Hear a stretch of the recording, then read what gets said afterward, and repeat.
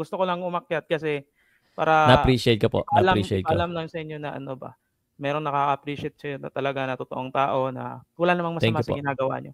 Then thank you, then sa mga fans ni Cuadro Alas na mga bias, sana huwag kayong maging ganyan. Okey lang naman maging fan, pero wag yung sobra na ba na parang bubulagin yung boxer, hindi na makaka-receive ng totoong comment Mm. talaga or totoong feedback, Mm. which is masama yun. Tama. Thank you sir, end ko na. Salamat Francis. Thank you, na-appreciate ko yung opinion mo. Thank you. Alright, si Francis po from Davao. Natutuwa ako, no? From Papa P, meron tayong isang supporter. Nag-sorry siya para sa mga fans na nagulat ako, na-appreciate ko talaga yon. But we'll all try to improve here. Basta, let's stay professional. Maaring medyo negative minsan ang sinasabi ko, but, ganun talaga, we're not perfect. JJ, wala kang video. Si TJ Goson, ibabalik ko si TJ Goson.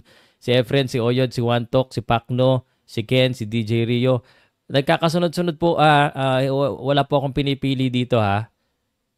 Nawala si nawala si TJ Goson uli. Si Efren na uli. Efren uli. Tapos Oyod, ikaw na next, ha. After unless bumalik si TJ Goson.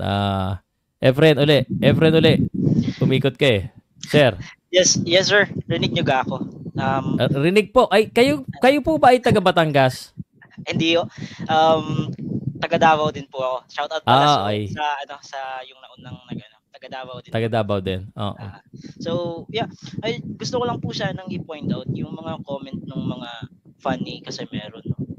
Sabi kasi kanina, actually si TJ Guson sabi is round 1 dominant, tapos wala na round 0, guys. So basically, dapat kasi dito is dapat nating tanggapin yung constructive criticism, guys. Hindi naman kasi dahil sa fan kayo, hindi natin pwedeng i-point out yung mga pagkukulang ng isang boxer. No, sa totoo lang, fan ako ni Casimero. At saka honestly, fan talaga ako ng boxing. Just that hindi ko kayo maintindihan, guys. No? To be honest with you, kahit na nanalo si Casimero, naandyan pa rin yung fact na may pagkukulang talaga siya.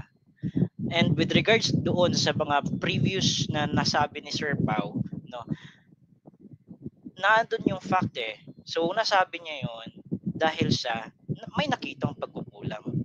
So paano mai-improve yung pagkukulang kung hindi siya ipo-point out? So yun lang naman. Hindi naman dahil sa ibig sabihin na nalo si Idol, hindi na natin ipo-point out yung pagkukulang na nangyari doon sa previous fight niya. So yun lang naman. Sana gamitin lang naman natin yung natin ba, hindi puro emosyon. Gamitin natin yung utak natin minsan. Kaya Pilipino, sana magbago na kayo. Nakakahiya. Parang hindi tayo nag-iisip. Sorry to say that, but that is true, no? Based on sa na-observe ko sa lahat ng mga comments sa YouTube. So, I'm very sorry kasi parang pangit pakinggan na hindi natin iisip yung mga sinasabi natin. Let's all be professional, and yung ganung bagay kasi during sa weigh-in is totally unprofessional kasi naghanda yung kabilang kampo and you are not giving your best to do as well.